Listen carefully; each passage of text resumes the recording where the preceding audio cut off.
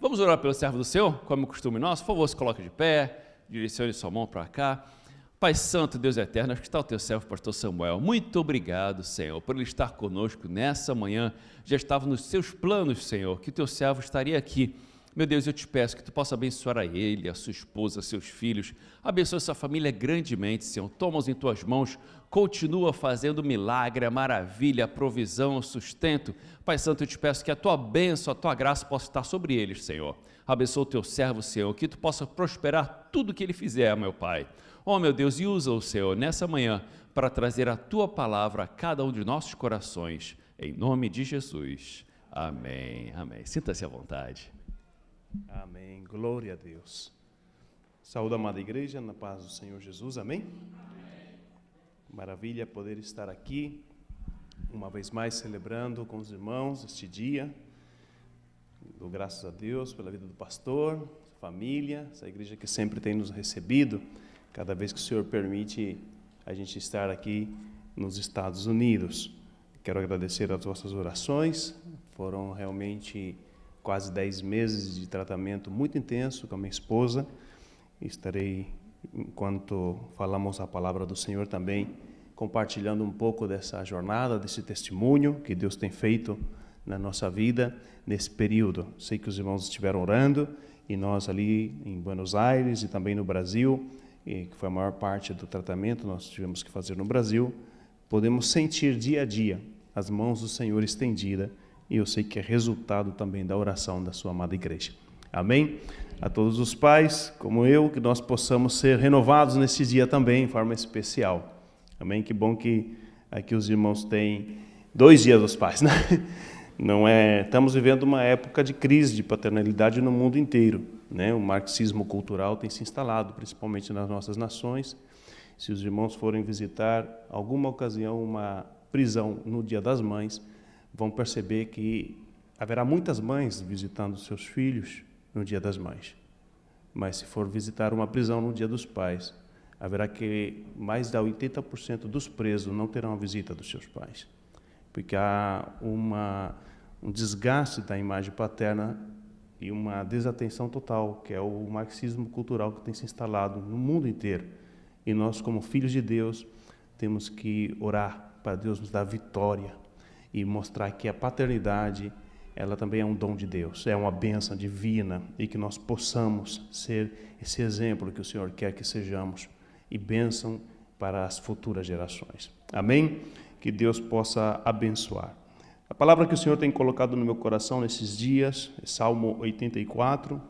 Vamos fazer a leitura deste Salmo. Como transformar vale de lágrimas em bênçãos, ou transformando vale de lágrimas em bênçãos. Amém? Salmo 84, o Senhor tem falado conosco. Estamos recém-chegados nos Estados Unidos, essa é a nossa 2ª semana que estamos aqui. Deus tem nos presenteado, foi uma viagem muito longa, essa foi a viagem mais longa. Normalmente, né, o voo dura 10 horas, esse voo nosso durou 10 meses. Realmente foi uma experiência nova, muito diferente. Nós estávamos com passagens compradas para vir à América em junho.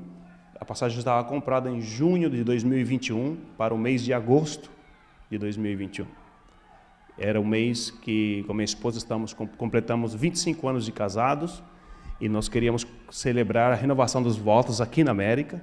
O nosso plano era deixar os netos com os avós e Deus nos abençoava quando nós tínhamos projeto. Ela tem muita vontade de conhecer a República Dominicana, é um dos lugares que ela quer conhecer. E como eu tenho 25 anos de dívida de não pagar lua de mel, desde do casamento, falei, então vamos nos esforçar, vai ser agora, nas bodas de prata. E quando as passagens, meu filho viajou para cá, que agora ele está aqui, e fiquei com a minha esposa, minha filha, e compramos a passagem. Mas teve um problema na compra da passagem. O governo argentino, ele é um governo socialista, populista, que ama muito o povo. E então é o seguinte, se você é estrangeiro e tem um cartão estrangeiro e compra a tua passagem no exterior, você é de boa. Mas se você é argentino e tem o teu cartão argentino e compra a tua passagem para viajar para fora, então você tem que pagar um imposto solidário de 30% e mais um imposto de país de 35%. Então a tua passagem fica 65% mais caro porque você é argentino. Então se você tem condições de viajar para fora, você tem que pagar esse imposto pelos outros 50% de pobres do país que não podem viajar para lugar nenhum. É quase Cuba, né? Quase Cuba. Então, sabendo disso, eu como brasileiro, ainda que eu tenho minha cidadania lá na Argentina, eu usei meu cartão do exterior para a compra das passagens, mas houve um erro, e a aerolínea argentina, ela taxou as passagens, os impostos todos. Então, em lugar de ser $3.000, as 3 passagens, praticamente, quando eu fui ver lá no cartão, era $5.400. Falei, meu Deus do céu, não vai dar para ir para Punta Cana desse jeito. Aí começamos aquela discussão com a agência, a aerolínea, banco, 30 meses para devolver e cancelar, e a gente não sabia o que estava acontecendo. E a gente pediu o cancelamento. Foi naquele interim, no mês de junho, que a minha esposa sentiu um incômodo, e ela falou, eu preciso fazer uma consulta. Porque durante a pandemia, na Argentina, ele fechou, e ele não atendia a outro caso que não fosse Covid. E você não conseguia. Então eu falei, vamos no particular. E no particular, isso era junho, eles nos deram para 5 de agosto, a primeira consulta no particular, quase 2 meses de espera no particular. Então, nesse período, a gente brigando para devolver as passagens e esperando a consulta. Quando a passagem foi devolvida, chegou a hora da consulta e o médico falou, urgentemente precisamos fazer ultrassom, mais não sei o quê, só pelo exame clínico, ele já percebeu algumas anomalias. 25 anos, meus irmãos, ela esteve no hospital assim para tratamento 2 vezes. Tratamento não, né? Só para o nascimento do Jean e da Carol. Uma saúde de ferro, os exames normais, nunca deu nada. E, de repente, em 2 meses, surgiu um carcinoma inflamatório maligno que rapidamente começou a tomar conta de todo o seu seio esquerdo. Isso para nós foi um choque. Imagina, a nossa cabeça estava em viajar para os Estados Unidos e, de repente, tínhamos que correr. E a Argentina está vivendo um colapso muito grande. Quando ele fala, vai fazer uma biópsia, a gente começa a chamar os melhores laboratórios de Buenos Aires e a espera era de 15 a 20 dias para fazer o exame e mais 20 dias para ter o resultado, no particular. E o custo de uma biópsia naquela época, no ano passado, era de 50 mil pesos, equivalente a quase 3 mil reais. Então, hoje, 1 ano depois, esses mesmos 50 mil pesos, ainda que deve estar bem mais caro, porque nós estamos com 70% de inflação ao ano na Argentina. Então, nós saímos daquele consultório, orando ao Senhor, e ela falou, me leva para o Brasil. Só que as fronteiras estavam fechadas, não podia entrar nem sair ninguém do país, só com os estrangeiros. Eu ligo para a fronteira e falo, você é brasileiro? Você pode sair, mas sua família não pode sair. Mas por que não? Mas eu sou casado. Você é casado? Então você tem que trazer certidão de casamento, provar que você é casado. Então ela vai poder sair com você.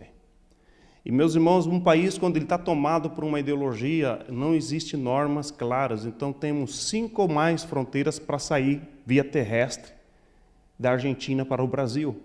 E eu comecei a planejar a viagem, comecei a ligar na fronteira e falar, por aqui você não sai. Mas não sai, aqui só sai. E tivemos que ir lutando para ver aonde que poderia sair. Cada fronteira tinha a sua própria lei. Aquela terra de ninguém. Mas Deus foi na frente, Ele abriu as portas e nós conseguimos sair do país. No dia 19 de agosto, então estamos fora de casa desde 19 de agosto de 2021. Por isso que eu falo que isso é uma viagem bem longa. Sem voltar à igreja, eu voltei 3 vezes só um final de semana para fazer ali um batismo, acompanhar a Santa Ceia, uma reunião de obreiros, coisa rápida, porque eu precisava ficar mais tempo com ela, não podia ficar lá em Buenos Aires. Mas Deus é fiel. Nesses 10 meses, a igreja tem crescido, abriu mais uma congregação, realizou 2 batismos. No interior, lá na obra que nós temos, que os irmãos têm nos ajudado também lá no interior, estamos construindo mais uma congregação, a obra do Senhor não para. O inimigo pode levantar, pode vir as provas, mas maior é aquele que está conosco que o que está no mundo. Quantos dizem amém? Amém. Vamos à palavra do Senhor. A palavra do Senhor no Salmo 84 diz, quão amáveis são os teus tabernáculos, Senhor dos exércitos. A minha alma está anelante, desfalece pelos átrios do Senhor. O meu coração e a minha carne chamam pelo Deus vivo.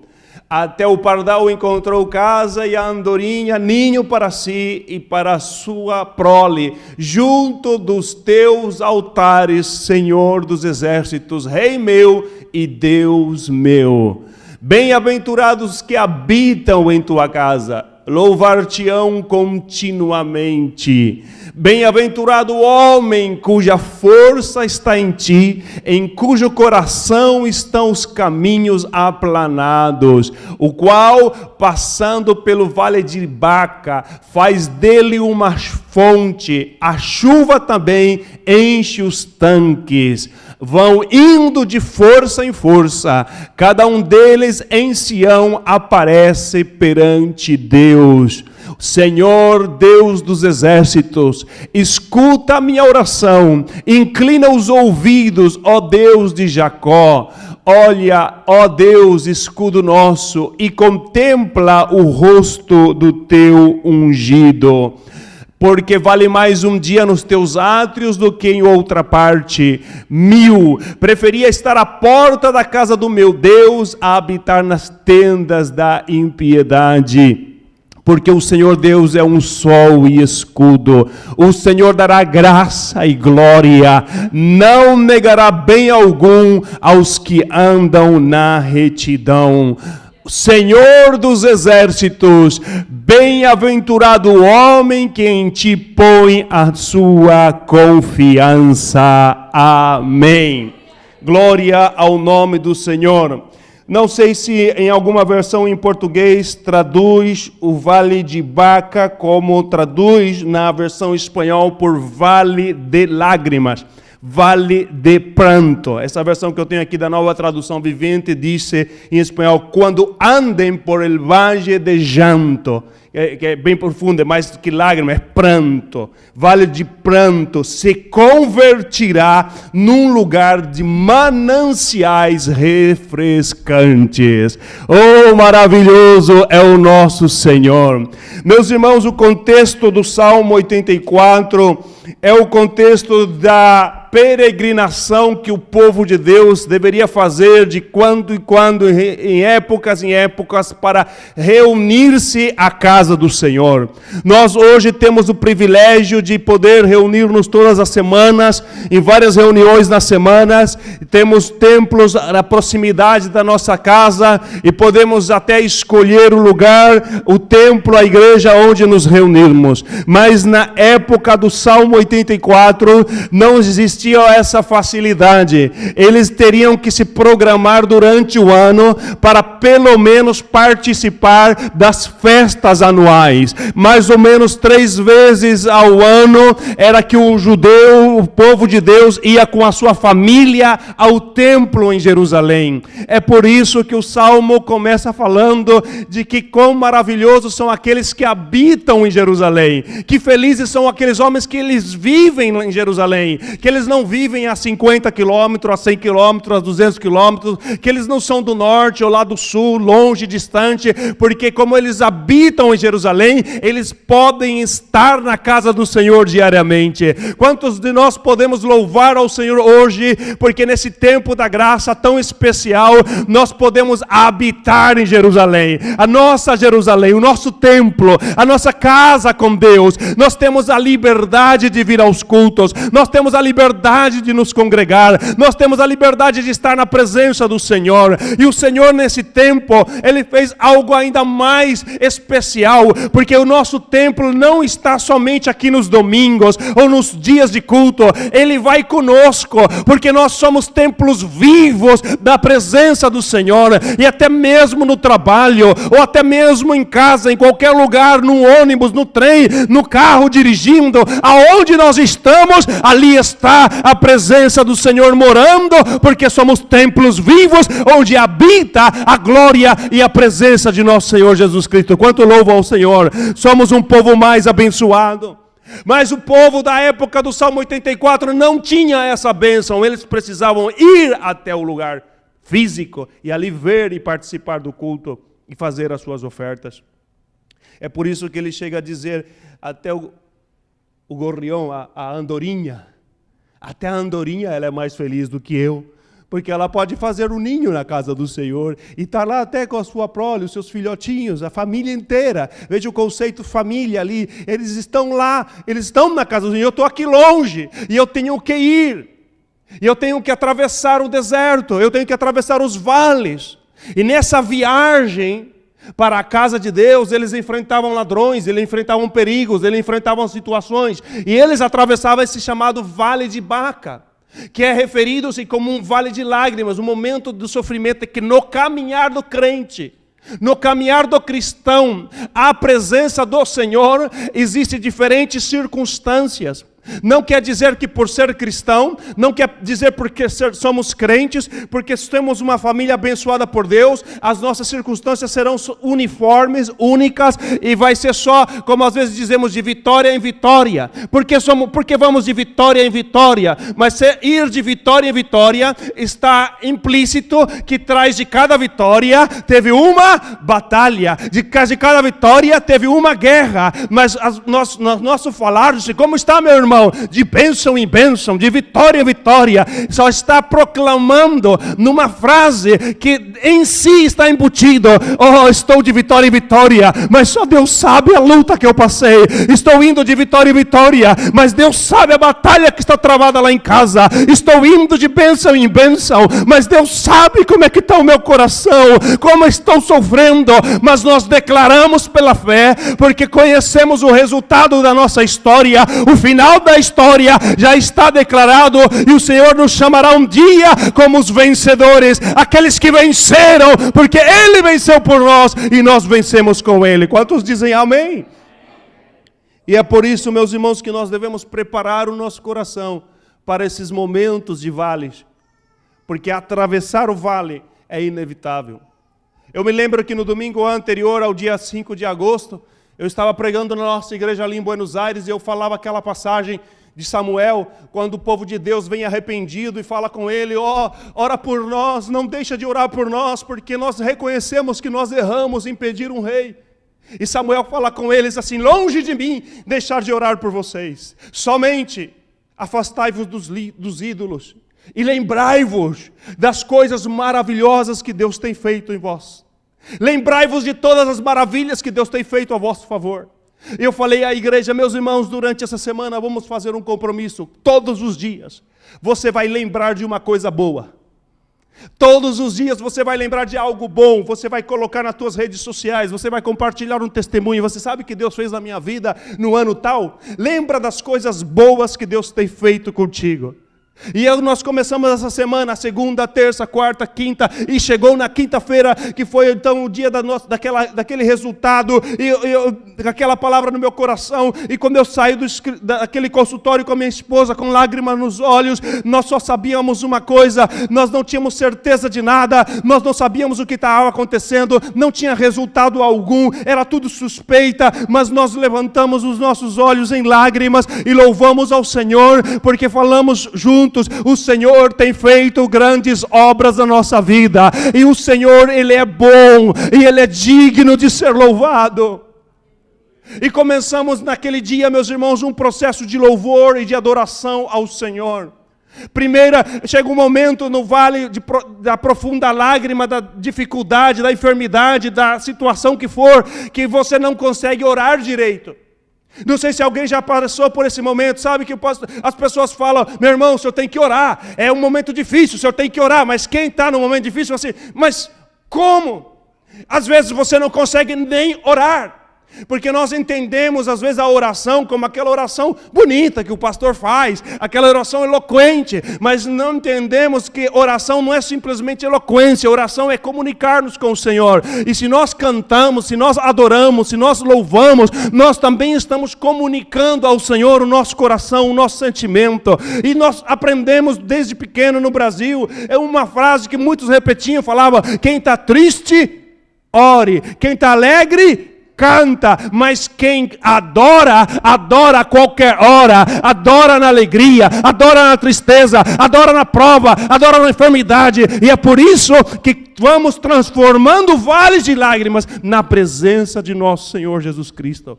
Quando uma notícia chega de repente, e nós não sabemos o que é nem o que vai acontecer, nós precisamos correr aos pés do Senhor. A palavra de Deus nos conta em 2 Crônicas, no capítulo 20, que Josafá passou por uma situação assim. De repente chegou uma notícia para ele. Falou, 3 reis estão vindo em tua direção para te destruir. O texto no espanhol diz assim que ele ficou aterrado, aterrorizado, acho que é no português. Ele ficou aterrorizado. Ele falou, e agora? O que eu vou fazer, meu Deus do céu? Porque anteriormente ele tinha feito aliança com Acabe e quase morreu. Ele quase morreu. O Senhor falou, Josafá, por que fizesse aliança com Acabe? O Senhor foi e o salvou ali por um triz. Quantos já fomos salvos por um triz? Quantas situações o Senhor já nos salvou? Assim, não era para ter feito isso. Não era para ter entrado nessa situação. Não era para ter se exposto a esse nível. E o Senhor foi lá e te salvou. Falou, oh Jesus, obrigado. Obrigado, Senhor, porque mais uma oportunidade. E de repente Josafá agora está numa situação que ele sabe, Acabe não vai me ajudar. Não tenho como fazer aliança com ninguém. Eu agora só dependo do Senhor. Não tem médico, não tem general, não tem ninguém que vai me livrar dessa. O que eu vou fazer agora? Ele ficou aterrorizado. Falei, o que eu vou fazer? Diz que ele correu e foi clamar ao Senhor. Ele convocou jejum e oração e começou a clamar ao Senhor. Porque, de repente, ele estava bem, seu reino, seu exército, e chegou a notícia que colocou ele diante de um vale. E o povo de Deus foi orar. Foi clamar ao Senhor. E a palavra de Deus nos conta que o Senhor levantou uma palavra. E trouxe uma palavra e falou assim, ficai tranquilos, ficai quietos. Amanhã vereis a grande salvação do Senhor vosso Deus. Ficai tranquilos. Amanhã vocês saiam ao encontro. E é uma passagem que é muito interessante da gente entender ela, porque quando você está passando por uma prova, é difícil de entender se fica quieto. Fica calmo. Aquietai-vos, que a versão no português diz assim, aquietai-vos. Estavam tudo, o que vai ser de nós? O que vai ser de nós? Está vindo essa luta tão grande, nós não sabemos qual que é o resultado, qual que é a situação, o que vai acontecer, nós não sabemos, está vindo essa situação, o Senhor fala, aquietai-vos. Como assim aquietai-vos? O Senhor vai dar um jeito no inimigo? Nós não temos que enfrentar essa luta? Ele fala, não, amanhã saireis ao encontro deles. Mas Senhor, como que é isso? Não, mas é assim. Então a gente percebe que existe uma grande dificuldade para o crente, muitos deles, muitas vezes, com a segunda-feira. Porque o Senhor fala no domingo, aquietai-vos, eu sou contigo, eu te dou a vitória, e tantas palavras boas, mas o Senhor diz, amanhã você tem que levantar cedo, você tem que sair à luta, você tem que ir à batalha, você tem que ir fazer os exames, você tem que ir para o trabalho, você tem que se esforçar, amanhã você tem que sair ao encontro do que está vindo em tua direção. Então essa segunda-feira, essa semana que nos espera, muitas vezes, muitas pessoas ficam paralisadas, não sabem o que fazer, mas o Senhor traz uma palavra, mesmo que você está vendo um vale, que está entrando, que não tem para onde correr, o Senhor fala, fica calmo, se aquiete, mas não quer dizer cruze os teus braços, quer dizer se aquieta o teu coração, mantenha a tua confiança, mas se prepara para marchar, porque você vai enfrentar, mas você vai atravessar do outro lado, louvando e bendizendo o nome do Senhor Jesus Cristo. Quantos dizem amém por isso? E Josafá recebe essa palavra do Senhor. E logo então ele diz, tudo bem, mas o Senhor diz, vós não pelejareis, porque eu pelejarei por vós. Mas vocês vão enfrentar o inimigo. Então ele faz mais uma coisa, ele diz, vamos chamar os levitas e vamos colocar eles à frente do exército. E a palavra de Deus nos conta no capítulo 20, versículo 21 de 2 Crônica, que os levitas cantavam um louvor. É um dos louvores na Bíblia, assim, bem claro, que diz assim, que eles cantavam dizendo assim, louvai ao Senhor, porque a sua benignidade dura para sempre. Está vindo a prova, está vindo a luta, está vindo os inimigos, estão vindo os reinos contra nós, mas nós estamos aqui dizendo uma só coisa, louvai ao Senhor, porque a sua benignidade dura para sempre. Estamos entrando no vale, ainda não vimos a vitória, ainda não vimos o resultado, não sabemos como vamos sair disso, mas louvai ao Senhor, porque a sua benignidade dura para sempre. Estou passando por uma prova muito grande, amanhã pode ficar pior, porque o inimigo está chegando aí, o exército está chegando aí, não sei como Deus vai fazer, Deus falou que vai fazer, mas Ele não falou como. Mas uma coisa nós sabemos: louvai ao Senhor, porque a sua benignidade dura para sempre. Louvai ao Senhor, porque a sua benignidade dura para sempre. Como se transforma vale de lágrimas em vale de bênção, quando nós entendemos que existem coisas que Deus não precisa fazer, que Deus não precisa mandar, porque nós já somos naturais em Cristo, que devemos fazer. Quais são essas coisas, pastor? Em qualquer situação, corremos para a presença do Senhor. Em qualquer circunstância, corremos ao altar do Senhor em oração e buscamos a sua presença. Existe uma crença de que muitas pessoas falam assim, não sei se aqui acontece isso, mas lá na Argentina às vezes acontece isso, eles falam assim: quando eu estiver melhor eu vou à igreja, pastor. Porque não fica bem ir agora. Eu não fui quando eu estava bom, quando as coisas estavam dando tudo certo, agora que eu estou com problema, não fica legal, o que vão pensar de mim, né? Eu tenho que estar bem, aí eu vou. Aí quando ele está bem, ele fala assim: agora eu não estou precisando não. Não estou precisando de ir na igreja não, qualquer coisa eu aviso. Então fica naquele engano, aquele auto-engano permanente. Quando está bom, acha que é suficiente, que não precisa do Senhor. E quando está ruim, acha que não é o suficiente o Senhor, que Ele precisa se virar sozinho. Mas nós transformamos vales de lágrimas em vales de bênçãos, em fontes de bênção, quando nós entendemos que nós devemos fazer aquilo que somos chamados a fazer. Quem mandou Josafá orar e jejuar? Quem mandou?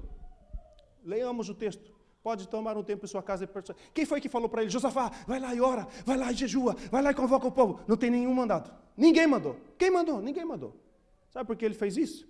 Porque isso é coisa que crente faz. Não precisa mandar. O pastor falou hoje aqui, voluntários servindo ao Senhor. Não é aquela, tem que vir, não, voluntariamente. Quem mandou ele colocar os levitas na frente? Assim, essa visão, que história é essa? Vai ter que cantar agora, no meio da prova, no meio da luta? Quem falou isso? O Senhor mandou? Ninguém falou, mas se o Senhor falou comigo, tem aquele crente que fala: se eu não sentir, eu não faço. Se Deus não falar comigo, eu não vou. Se Deus não colocar no meu coração, eu não vou. Isso são almáticos. Nós precisamos entender que tem coisas que Deus não vai falar, que Deus não vai mandar, porque já é própria. Já está escrito. Nós devemos louvar o seu nome em toda circunstância.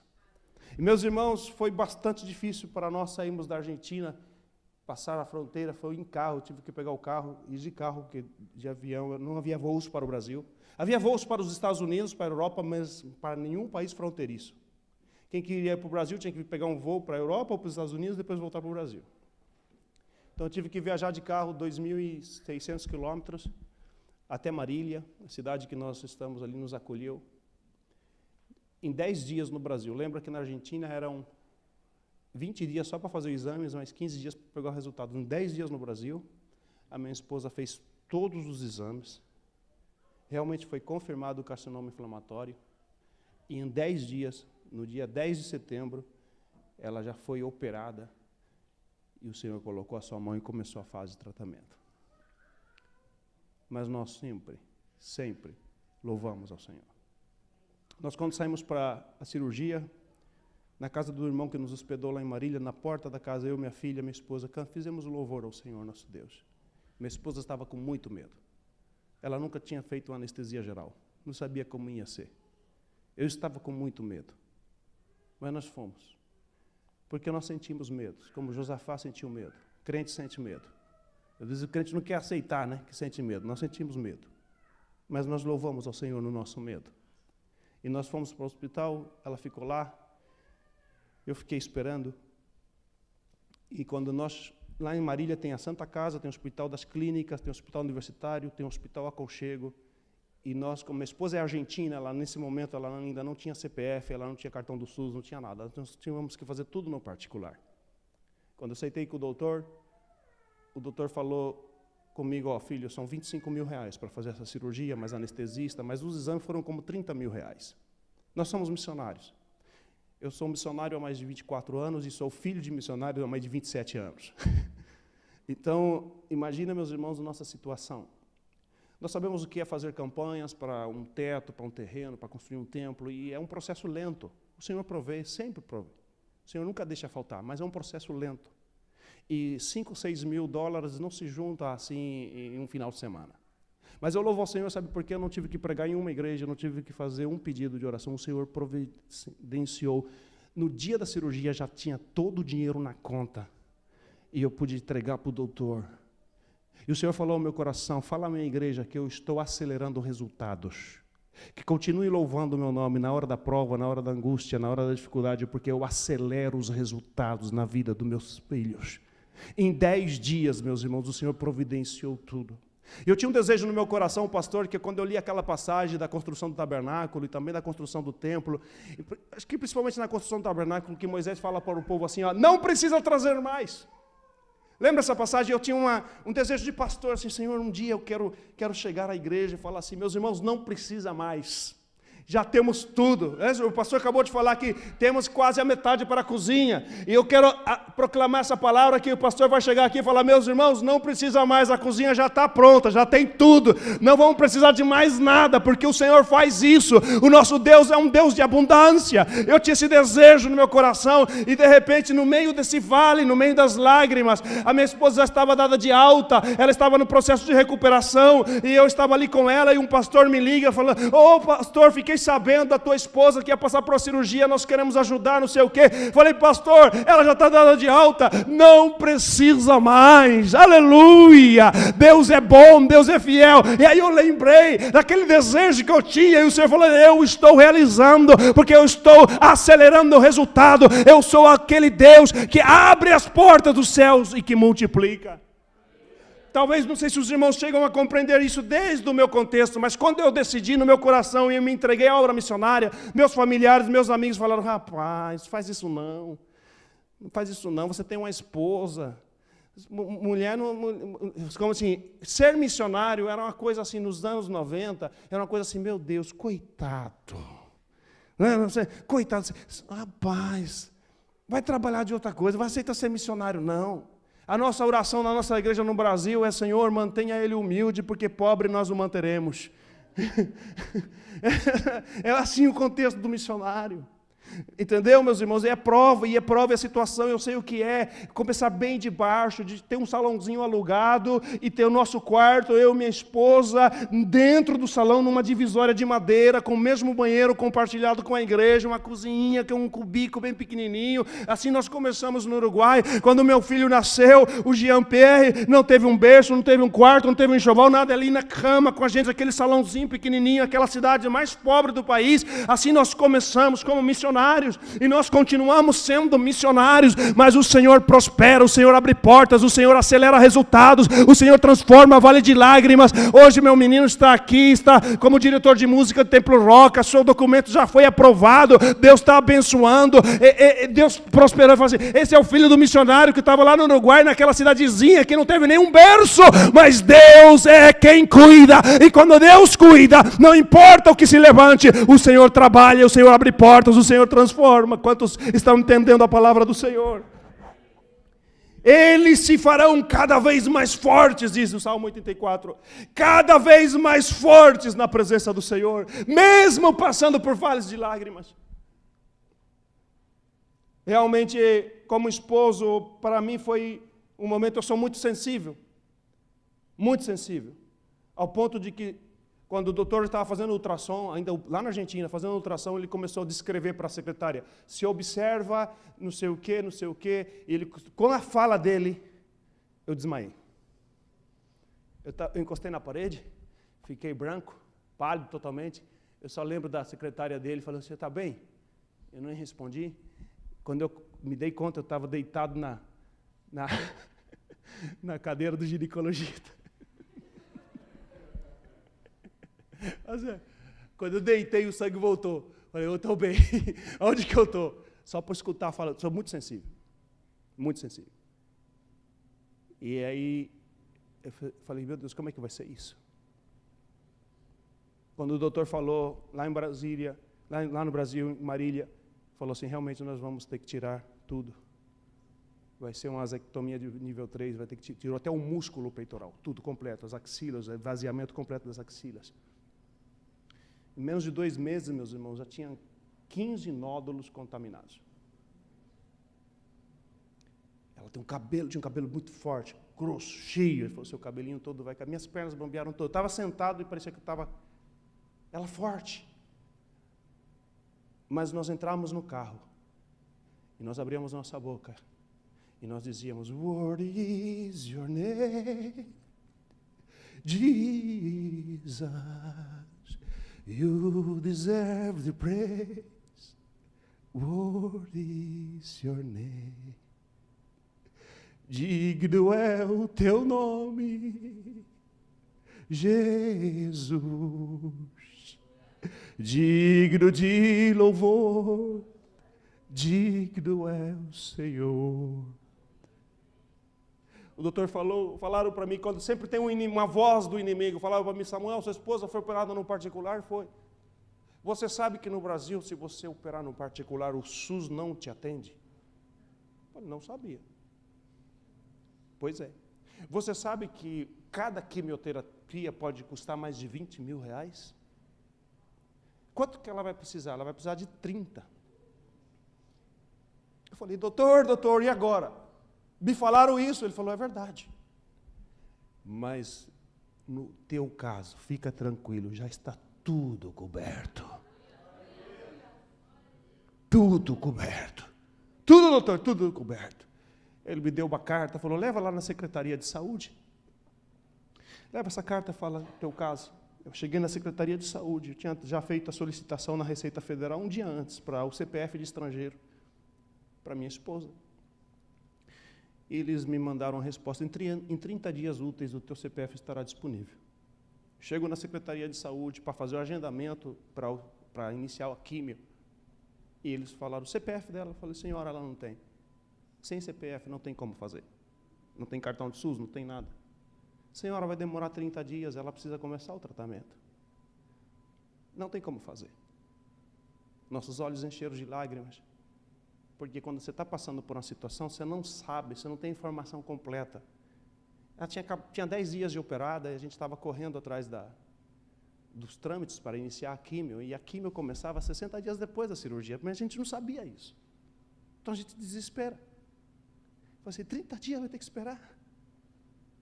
Aí quando saímos na rua, ela estava com os olhos cheios de lágrimas, eu também, eu peguei esse celular aqui, nós temos um corinho dos antigos lá de Buenos Aires, eu fiz assim, no meio da rua, lá em Marília, e comecei a gritar, Jehová es mi guerrero, oh, oh, oh, Jehová es mi guerrero, oh, oh, oh, y con mi alabanza pelearé, no es mi guerra sino la de Dios. A lo louco.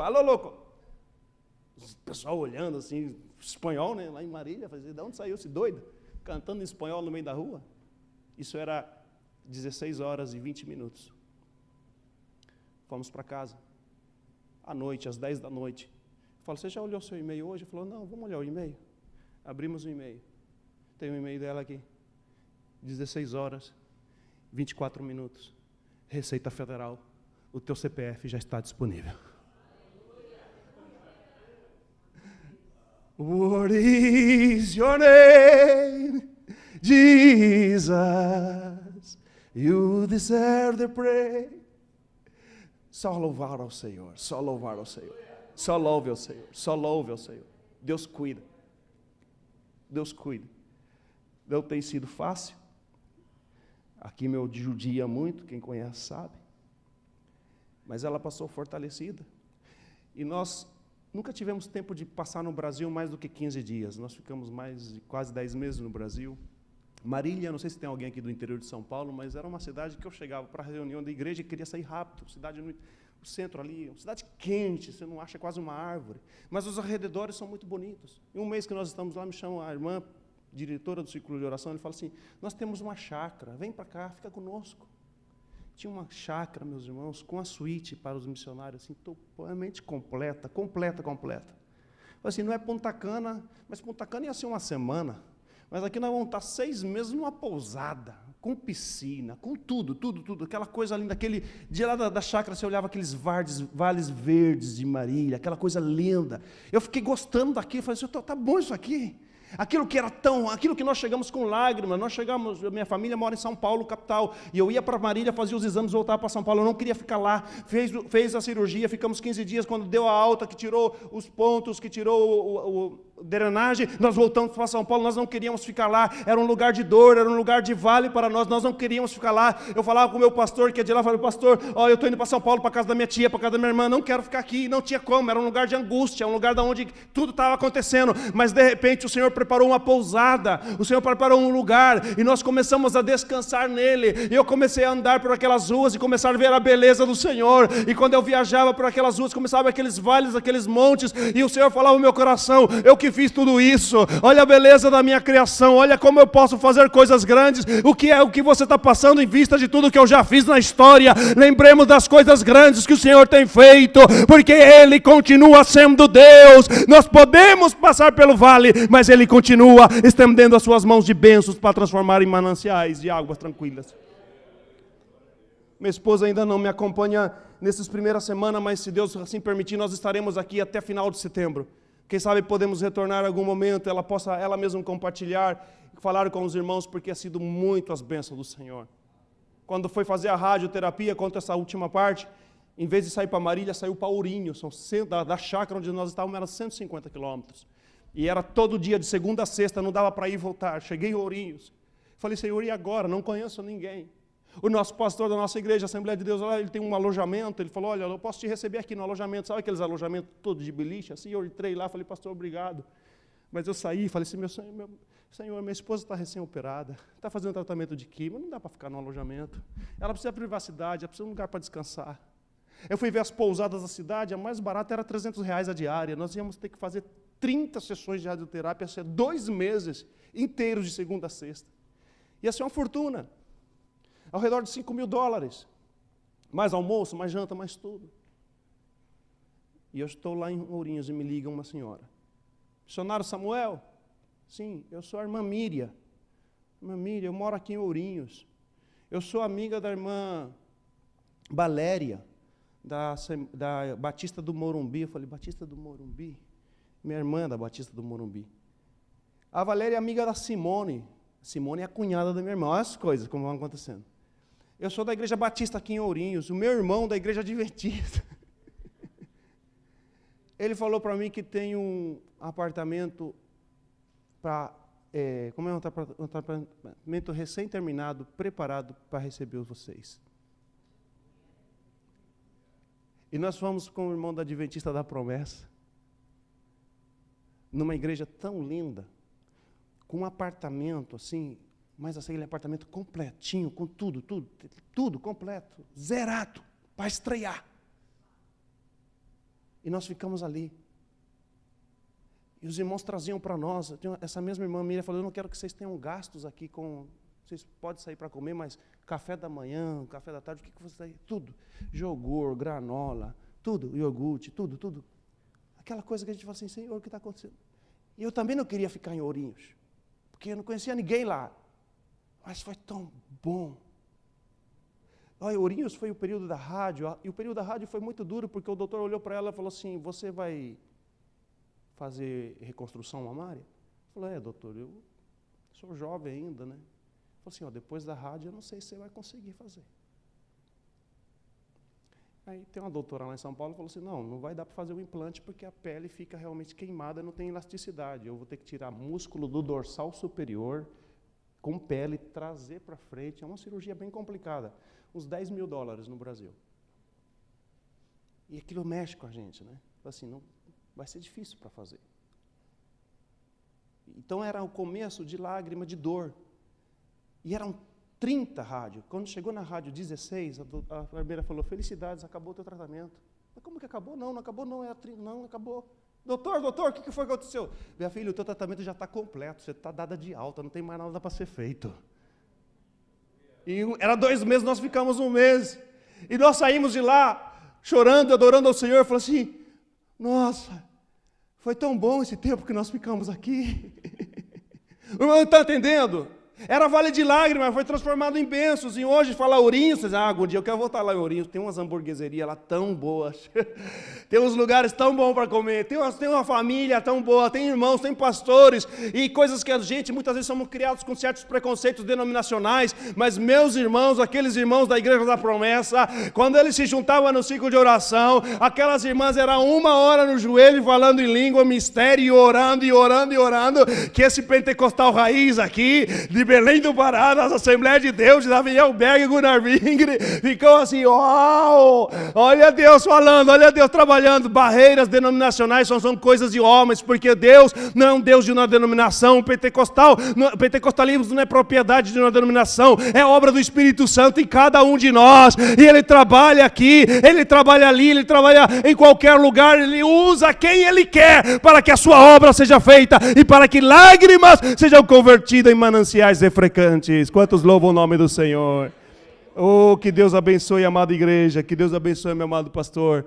Continue orando por nós. Estaremos por primeira vez 3 meses contínuos aqui nos Estados Unidos, descansando agora para minha esposa se recuperar bem e assim retornar à Argentina para o final de outubro. Que Deus abençoe a todos no nome de Jesus.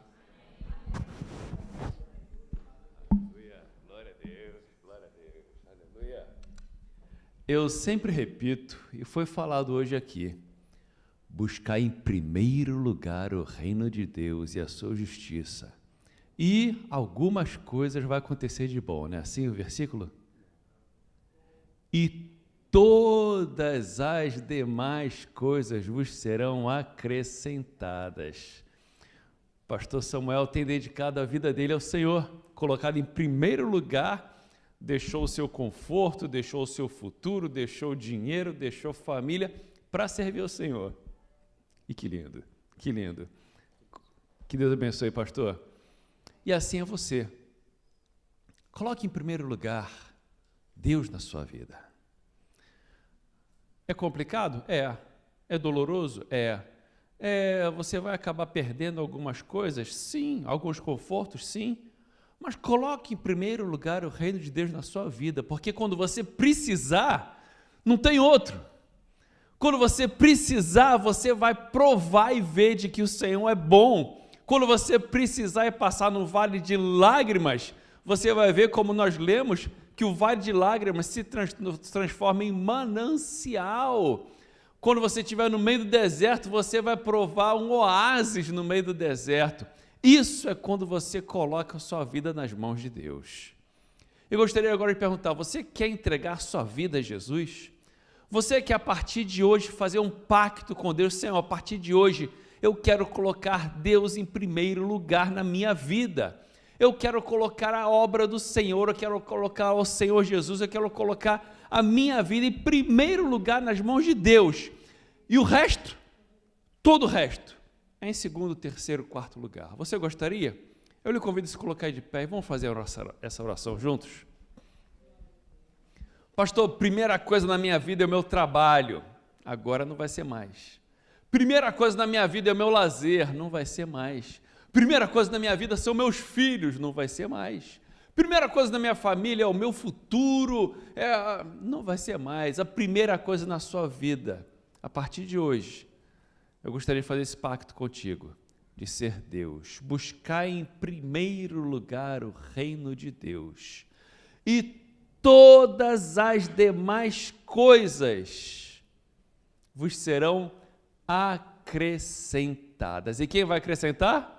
O próprio Deus. Senhor Jesus, aqui estamos em Tua presença, Senhor. Te louvo, te agradeço, meu Pai, pelo que Tu fizeste na vida do pastor Samuel e de sua esposa. Te louvo e te agradeço porque estamos aqui, Senhor, e podemos ouvir e compartilhar, Senhor, essa palavra. Te agradeço também porque pela internet muitos poderão ouvir essa palavra, Senhor. Meu Deus, te agradecemos, Senhor, porque Tu és um Deus que cuida de nós, um Deus da provisão, o Jeová Jireh, o Deus que não falha, o Deus da promessa, o Deus da provisão. Senhor, aqui estamos em Tua presença, queremos agora, a partir de hoje, fazer um pacto contigo, mais uma vez. Aqueles que já fizeram, Senhor, estamos renovando esse pacto. Aqueles que nunca fizeram, a partir de hoje, fazem esse pacto contigo, de colocar o Teu reino em primeiro lugar em nossas vidas, de tudo que viermos fazer, Senhor, viver e ser e acontecer, colocar em primeiro lugar o Teu reino, Senhor, sabendo que a nossa vida está em Tuas mãos. Te entregamos agora, Senhor, nossa vida em Tuas mãos, Senhor, para que Tu possas cuidar de nós, para que Tu possas nos guiar, para que Tu possas fazer do nosso futuro o que Tu quiseres, Senhor, sabendo que Tu és um Deus bom, um Pai amoroso. Nesse Dia dos Pais aqui na América, sabemos que Tu és um Pai amoroso, que cuida de nós como nenhum outro Pai no universo poderia. Tu és o nosso Pai de verdade e entregamos nossa vida em Tuas mãos, Senhor, para que Tu possas cuidar, guiar, fazer o que quiseres de nós, Senhor. Nos entregamos em Tuas mãos e eu Te peço a Tua bênção, a Tua graça sobre cada um de nós. Dá-nos uma semana de bênção, uma semana de vitória, repleta da Tua unção e da Tua presença, em nome de Jesus. Amém. Que a graça de nosso Senhor Jesus Cristo, o amor de Deus nosso Pai e a comunhão do Espírito Santo seja com cada um de nós, hoje para todos sempre. Todos digam...